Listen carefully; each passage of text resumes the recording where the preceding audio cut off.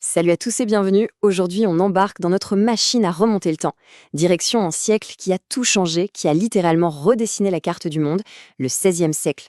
C'est une époque de découvertes incroyables, d'empires immenses, mais aussi, on va le voir, de chocs très violents qui ont vraiment façonné le monde dans lequel on vit.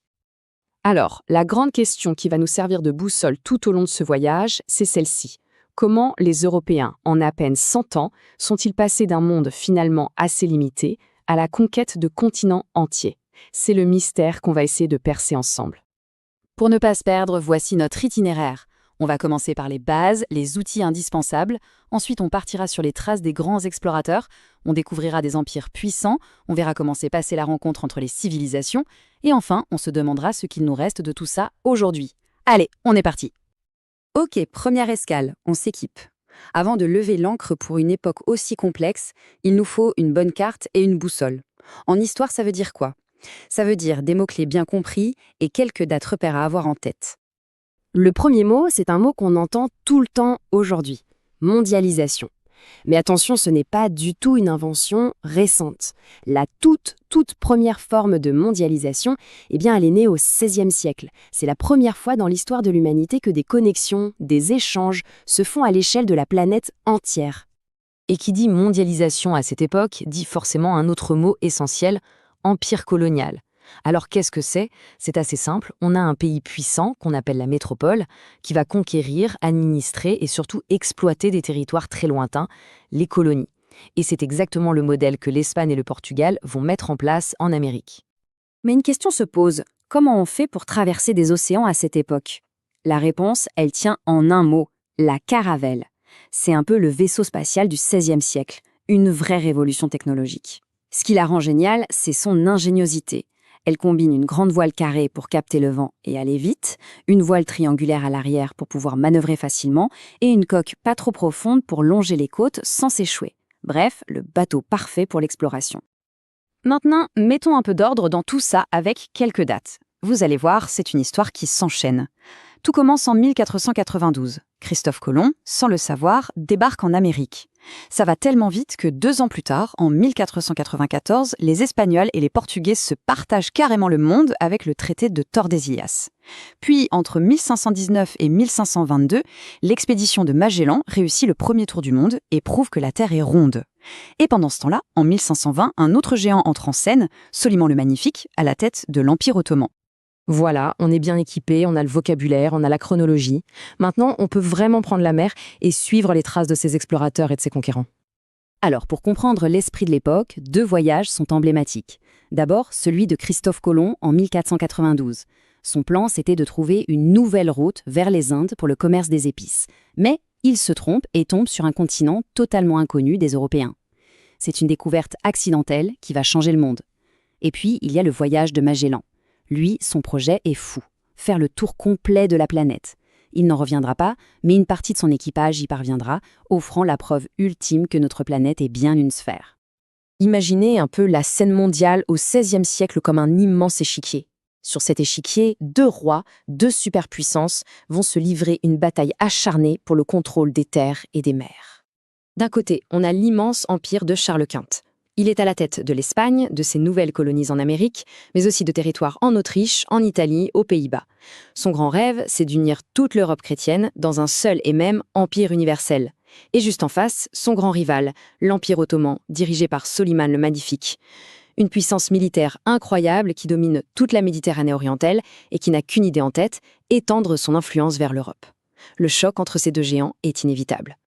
Mais au fond, qu'est-ce qui motive cette immense soif de conquête ?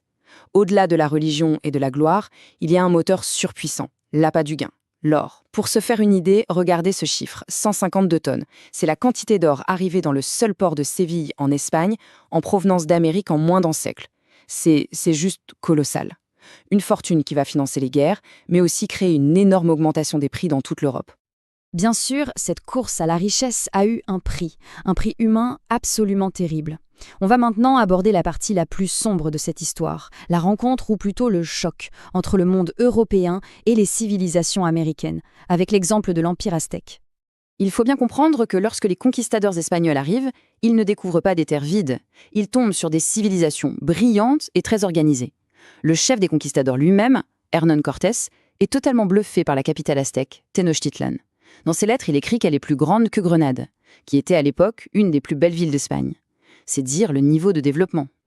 Mais cette admiration va vite laisser la place à une violence extrême. Et pour ça, le témoignage d'un prêtre espagnol de l'époque, Bartolomé de las Casas, est glaçant. Il a vu ce qui s'est passé et il écrit « Les Espagnols se sont comportés comme des loups ou des lions cruels, avec un seul objectif, s'emparer de l'or, à n'importe quel prix. » Pour les populations locales, les conséquences sont une véritable catastrophe. D'abord, il y a ce qu'on appelle le choc microbien.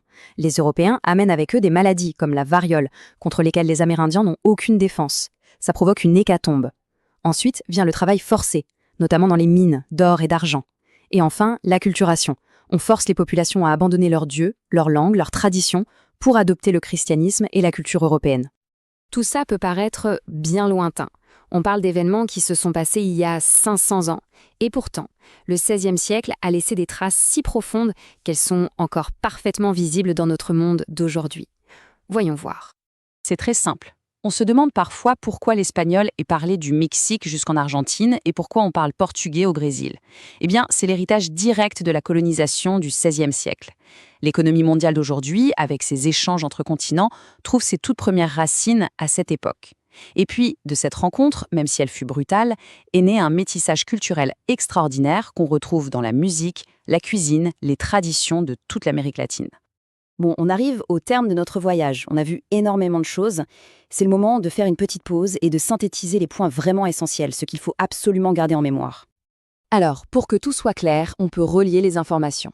On a l'explorateur, Christos Colomb. Sa date clé, c'est 1492. Son outil high-tech, c'est la caravelle. Son arrivée en Amérique lance le début d'une première mondialisation et la création de grands empires coloniaux. Ces empires vont être dirigés par des souverains rivaux comme Charles Quint et Soliman le Magnifique, qui se disputent un monde que les Européens se sont partagés dès 1494 avec le traité de Tordesillas. Donc, pour répondre à notre grande question du début, comment les Européens se sont-ils ouverts au monde? Maintenant, la réponse est claire. C'est la combinaison de 3 éléments. Primo, de nouvelles technologies comme la caravelle qui rendent les voyages possibles. Deuxio, une immense soif de richesse, surtout l'or. Et tertio, une volonté de répandre la religion chrétienne. C'est ce cocktail explosif qui va mener à la conquête et à la création de ces empires. Et pour finir, je voudrais laisser une question ouverte. Une question pour réfléchir. On l'a vu, cette première mondialisation a connecté les continents pour la première fois. C'est un fait. Mais puisqu'elle s'est construite sur la domination et l'exploitation, ne serait-elle pas aussi à l'origine des grandes inégalités de richesse entre les différentes parties du monde que l'on observe encore aujourd'hui? C'est une question importante et elle reste d'actualité. Et voilà, notre exploration du XVIe siècle est terminée. J'espère que c'était clair et que ça vous a aidé à mieux comprendre cette période charnière. Si c'est le cas, un petit pouce bleu fait toujours plaisir. Et pour ne pas manquer les prochaines leçons, le mieux, c'est de s'abonner. Merci et à très bientôt.